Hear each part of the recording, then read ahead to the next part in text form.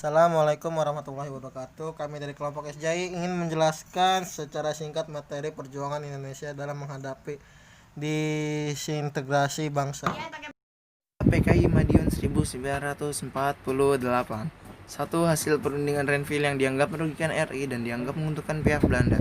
Dua, kabinet Amir Syarifuddin yang berkuasa pada saat itu dijatuhkan karena dianggap merugikan bangsa pada 23 Januari 1948. Tiga, kabinet Amir Syarifuddin jatuh kemudian bekerja sama dengan PKI untuk menantang kabinet Hatta dengan membentuk FDR pada 26 Februari 1948. Empat, dia membentuk FDR yang beranggotakan PKI, Partai Pemuda Sosialis Indonesia atau Pesindo, Sentral Buruh Seluruh Indonesia atau BOPSI, dan Barisan Tani Indonesia atau BTI.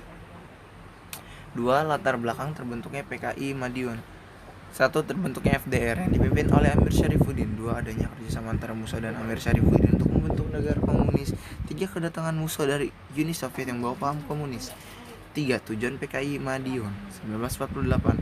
Satu, mendirikan negara Republik Indonesia yang berhaluan komunis. Dua, menghancurkan dan menggulingkan kabinet Hatta. Empat, puncak pemberontakan PKI Madiun. Satu, pemberontakan terjadi antara pasukan pro pemerintahan RI dengan pasukan pro komunis atau PKI. Dua, kembalinya musuh dari Rusia golongan komunis anti pemerintah. Lima, penumpasan PKI Madiun. Panglima Besar Sudirman membentuk gerakan operasi militer dipimpin oleh Kolonel Gatot Subroto dan Sungkono. Tanggal 30 September 1948, Madiun dapat dikendalikan. Musuh ditembak di daerah Ponorogo dan Amir Syarifuddin ditangkap dan dihukum mati di Purwodadi. 2. Pemberontakan APRA. Pemberontakan APRA diawali dari pembuatan APRIS yang menimbulkan ketegangan antara TNI dan bekas tentara kenal, yang ditambah dengan pertentangan politik antara kelompok yang ingin mempertahankan bentuk negara bagian dan kelompok yang menginginkan negara kesatuan. APRA mengajukan ultimatum kepada pemerintahan RIS yang isinya menuntut supaya APRA diakui sebagai tentara Pasudan dan menolak dibubarkan Pasudan atau negara federal tersebut. Namun ultimatum ini tidak ditanggapi oleh pemerintahan. 3. Aksi APRA. Pada tanggal 2 Januari 1950 di Kota Bandung, di bawah pimpinan mantan Kapten Kenal Raymond Westerling, kelompok misi 800 tentara kenal yang terdiri dari pelarian pasukan payung, barisan pengawal, dan polisi Belanda dengan dilindungi oleh kendaraan berlapis baja, mulai memasuki Kota Bandung dan membunuh semua orang berseragam TNI yang mereka temui. Pemerintahan RIS memperkuat pertahanan Kota Bandung, mengirim bala bantuan polisi dari Jawa Tengah dan Jawa Timur yang ketika itu sedang berada di Jakarta. Pada saat itu TNI sedang mengkonsolidasi kekuatannya, sehingga gerombolan APRA dapat dipaksa mengundurkan diri dari Kota Bandung. Setelah melarikan diri dari Bandung, Westerling masih ingin melanjutkan misinya di Jakarta, yaitu menangkap semua menteri RIS yang sedang menghadiri sidang kabinet dan membantainya, tetapi dapat dibatalkan karena ada tindakan berefektif dari pihak intelijen. Setelah diusut, ternyata otak dari pemberontakan ini adalah Sultan Hamid II yang kemudian berhasil ditangkap pada tanggal 4 April 1950. Setelah kedua misinya gagal, akhirnya Westerling melarikan diri ke luar negeri. Assalamualaikum warahmatullahi wabarakatuh. Saya Muhammad Jidan dari kelas 12 IPA 2 ingin menjelaskan tentang 4. PRRI dan Permesta. 1. Latar belakang pemberontakan PRRI dan Permesta.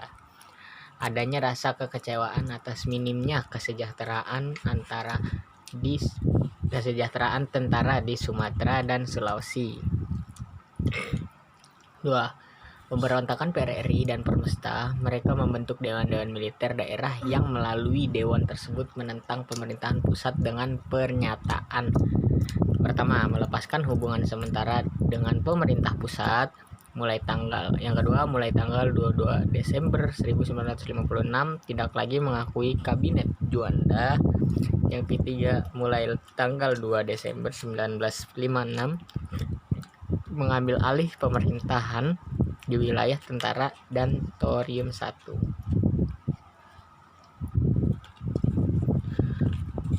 Melalui pengumuman tersebut, maka resmilah bahwa PRRI berjalan di Sumatera Utara.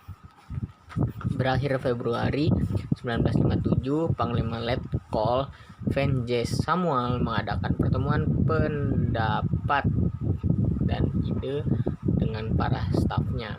Mereka mengadakan pertemuan di kantor Gubernur Makassar. Pertemuan tersebut melahirkan Piagam Perjuangan Semesta atau Permesta yang ditandatangani oleh 51 tokoh masyarakat Indonesia Timur.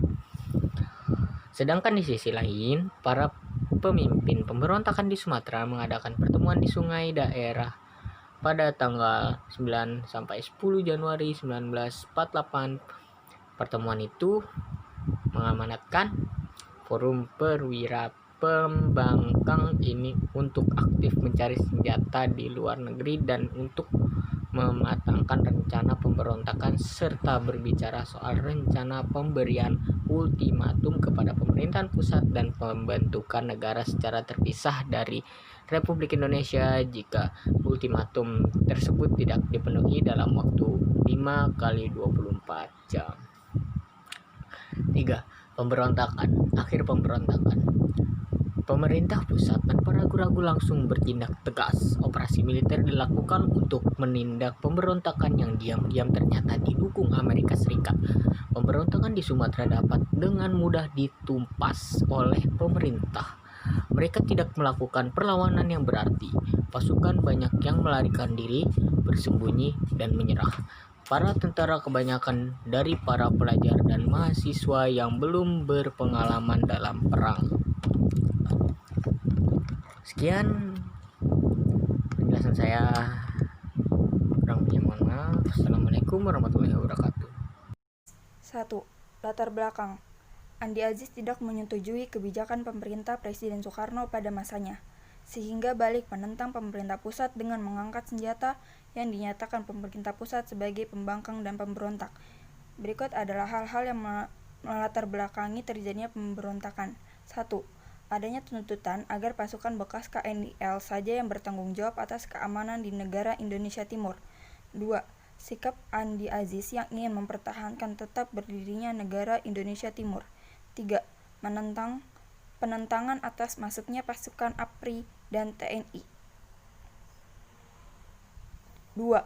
Pemberontakan Andi Aziz. Tanggal 5 April 1950, anggota pasukan Andi Aziz menyerang markas Tentara Nasional Indonesia yang bertempatan di Makassar.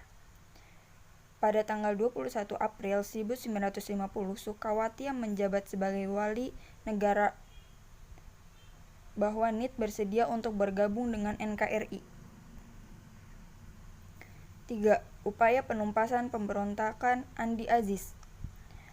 Pada tanggal 8 April 1950, pemerintah memberikan perintah kepada Andi Aziz bahwa setiap 4 kali 24 jam harus melaporkan diri ke Jakarta untuk mempertanggungjawabkan perbuatannya dan diperintah untuk menyerahkan diri dan melepaskan semua tawanan.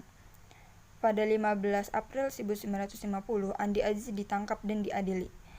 Pada 26 April 1950, anggota ekspedisi pimpinan A.E. Kawilarang adalah di daratan Sulawesi Selatan. Anggota KLKNIL memprovokasi dan memancing emosi yang menimbulkan terjadinya pemberontakan antara pasukan KLKNIL dan APRIS. Pada 5 Agustus 1950, pertempuran kembali terjadi antara pasukan APRIS dan KLKNIL di kota Makassar. Tanggal 8 Agustus 1950, perundingan KNIL Indonesia. 6. G30S PKI. 1. Latar belakang. Ada kabar bahwa para jenderal tidak puas dengan pemerintah Soekarno. Kabar ini disebut dengan isu. Dewan Jenderal kemudian gerakan pasukan Cakrawirawa untuk menangkap dan mengadili mereka. Namun dalam proses penangkapan secara tak terduga, mereka terbunuh pada tanggal 30 September 1965. 2. Tujuan pemberontakan G30S PKI. 1.